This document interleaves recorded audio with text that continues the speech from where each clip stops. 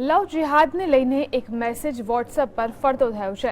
વડોદરામાં એક વ્યક્તિને આ મેસેજ મળતા તેમણે પોલીસને જાણ કરી છે। આ મેસેજમાં દરેક બિન મુસ્લિમ યુવતીઓને ફસાવવાનો ઉલ્લેખ કરવામાં આવ્યો છે।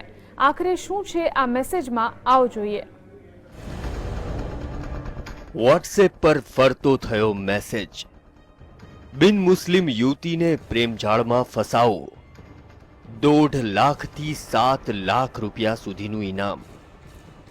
આ શબ્દો સાંભળીને કદાચ ચોંકી જશો, પરંતુ આવો જ એક લવ જેહાદનો મેસેજ વોટ્સએપમાં ફરતો થયો છે।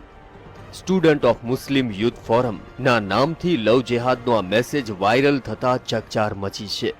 મેસેજમાં અલગ અલગ ધર્મની યુવતીઓને ફસાવવા માટે ઇનામની રકમ લખવામાં આવી છે।